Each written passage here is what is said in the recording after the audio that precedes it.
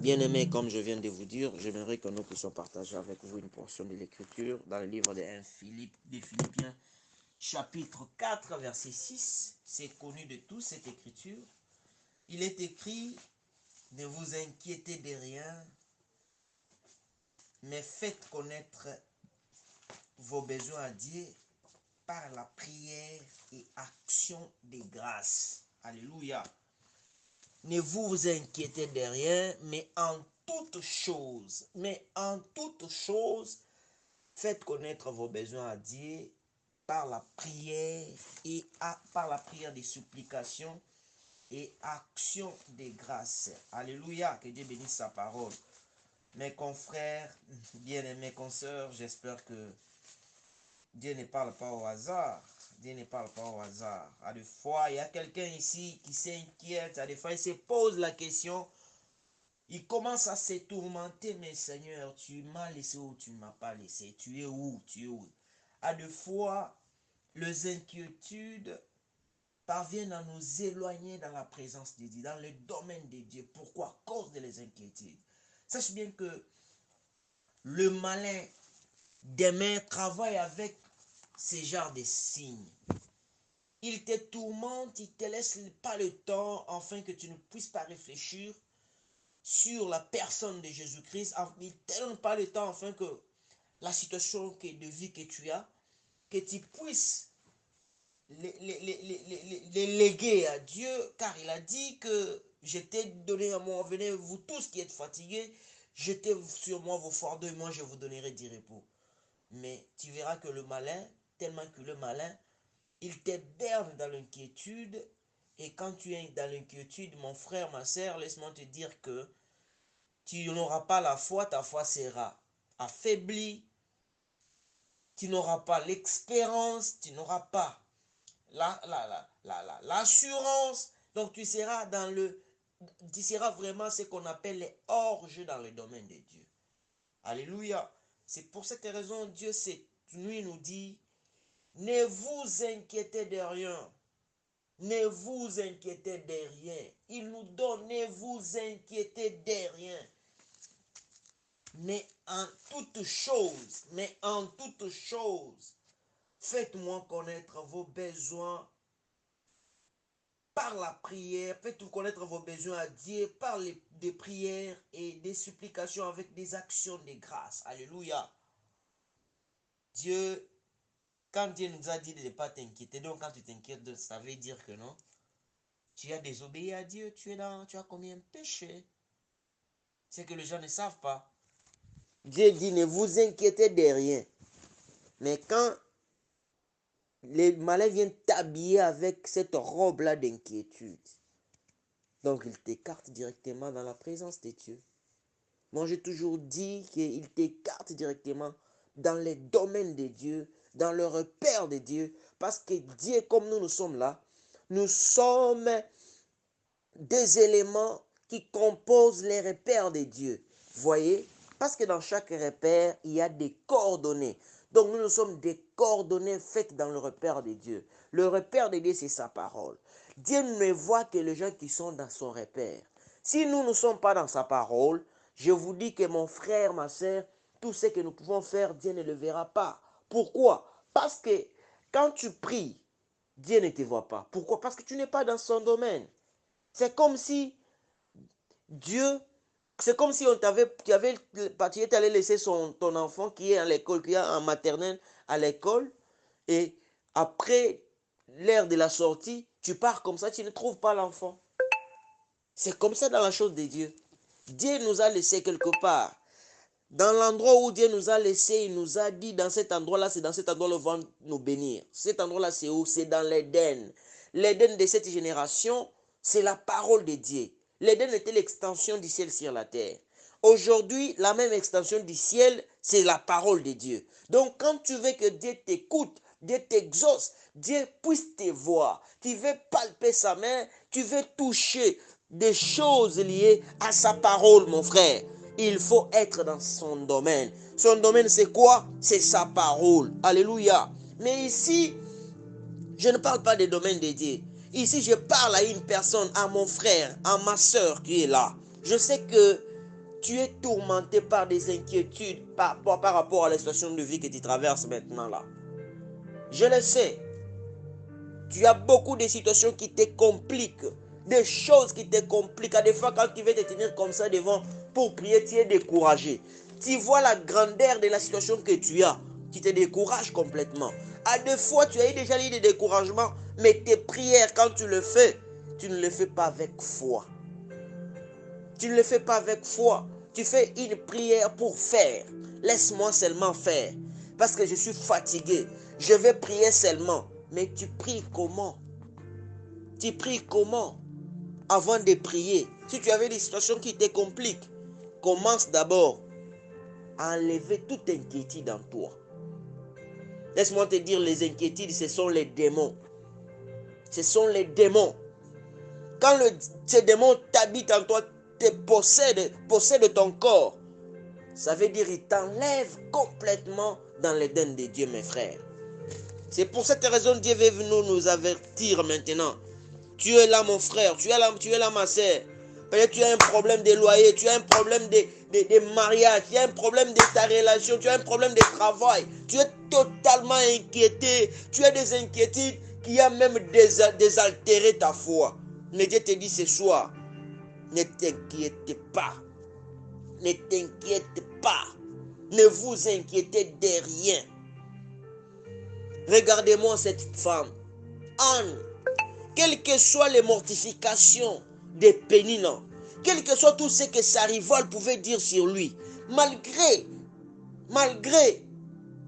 la stérilité qui rongeait sa vie, malgré tout ce qu'elle subissait, cette femme avait pris une bonne décision. Elle avait pris une bonne décision. Sa décision c'était quoi? Sa décision c'était de monter à Silo pour aller parler. Non seulement parler, mais en parlant, par la prière, il a fait de vœux à Dieu. Dieu a trouvé vraiment sa part dans ce qu'elle voulait. Dieu a trouvé en ce moment-là, dans la maison de Dieu, dans la maison des sacrificateurs Élie, avec sa famille, il y avait des problèmes. Ses enfants, il était déjà dans le tourment. Il sortait avec des femmes dans le temple de Dieu. Il prenait des offrandes, il faisait des choses compliquées. C'est dans ce temps-là qu'Anne a pris la décision. Anne ne savait pas ce qui s'est passé là. Dans le temple de Dieu, elle ne savait pas ce qui s'est passé dans la famille des sacrificateurs Élie. Mais c'est dans ce temps-là qu'Anne avait son problème. Quand il est allé pour prier, tellement qu'il y avait vraiment un besoin, tellement que Dieu, dans ses pensées, il cherchait une personne qui pouvait remplacer Élie. Parce que Élie, dans sa descendance, il y avait déjà beaucoup de meurtres qui ont été commises. Anne, en faisant ses vœux à Dieu, si tu me donnes cet enfant, je vais le consacrer à ton service. Je te le donnerai à toi. Il sera à toi, il sera à ton service. Alléluia. Dieu aime ce genre de prières, mes frères. Dieu aime ce genre de prières. Dieu aime quand tu pries. Il voit dans ta prière là, il voit sa part.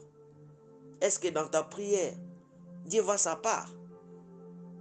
Dans ta prière là, dans ce que tu demandes à Dieu là, est-ce que Dieu retrouve sa part dans ça? Regardez cette femme de Anne. Malgré qu'elle pleurait, non, elle prend la décision. Je ne peux pas pleurer comme ça. Je monte d'abord. Je pars parler d'abord au maître de toutes choses. Je touche d'abord le cœur de Dieu. Quand cette femme a parlé, il a touché le cœur de Dieu. Quand cette femme a parlé, elle avait touché le cœur de Dieu. Et Dieu l'avait exaucé. Alléluia. Est-ce qu'il y a une Anne dans cet instant? Maintenant, là, je viens parler à Anne, à une âme dans cette famille. Dans cette famille de gens qui sont dans la lumière. Dans cette famille de gens qu'on appelle les semences royales d'Abraham. Tu ne peux pas arrêter de t'inquiéter pour la situation que tu as. Tu ne peux pas faire comme cette femme qui a accepté de monter là-bas.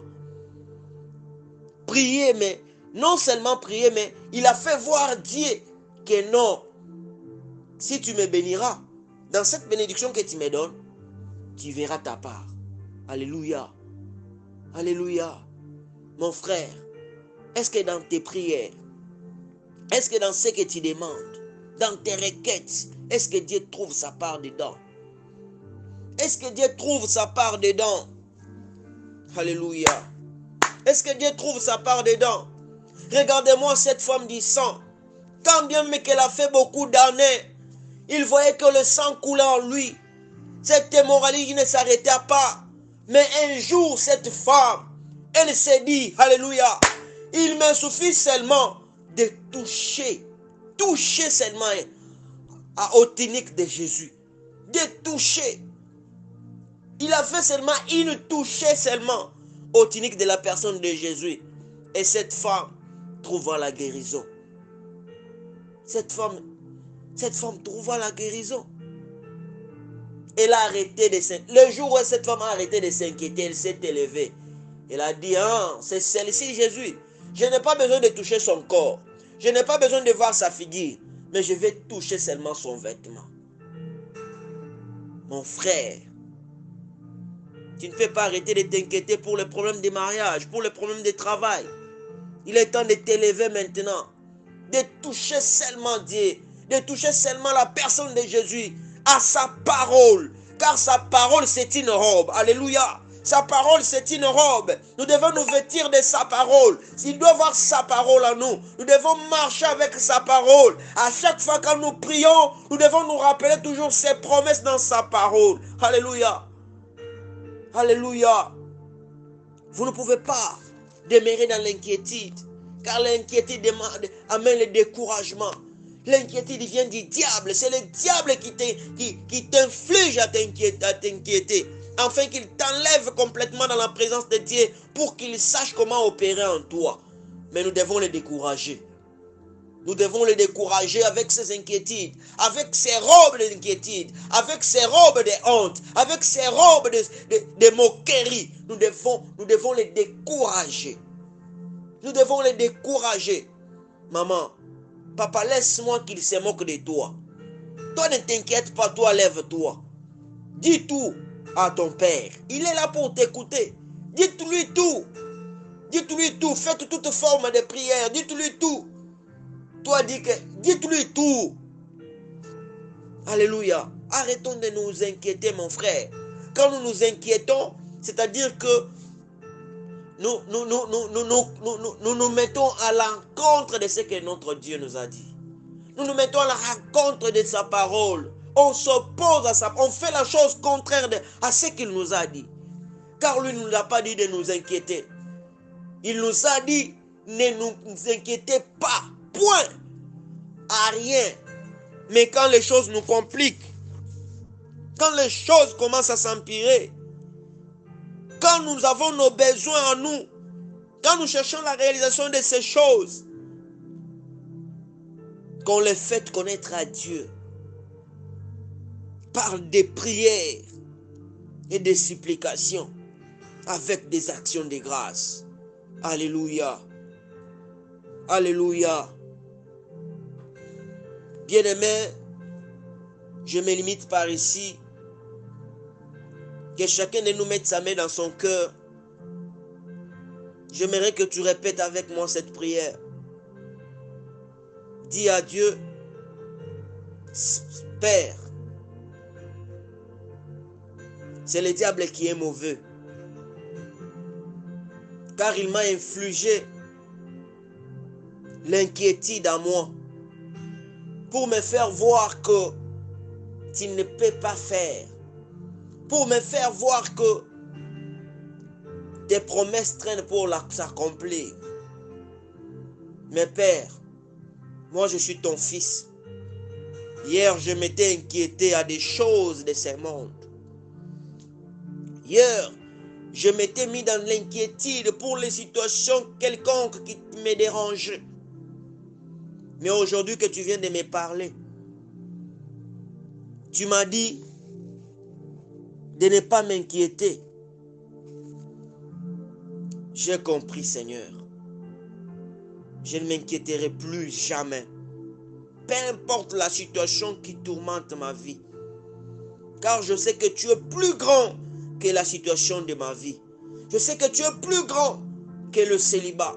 Je sais que tu es plus grand que les maladies. Je sais que tu es plus grand que le chômage. Je sais que tu es plus grand que toutes choses. Je sais. Tu es plus grand, tellement grand, tellement grand. Je le sais, Père.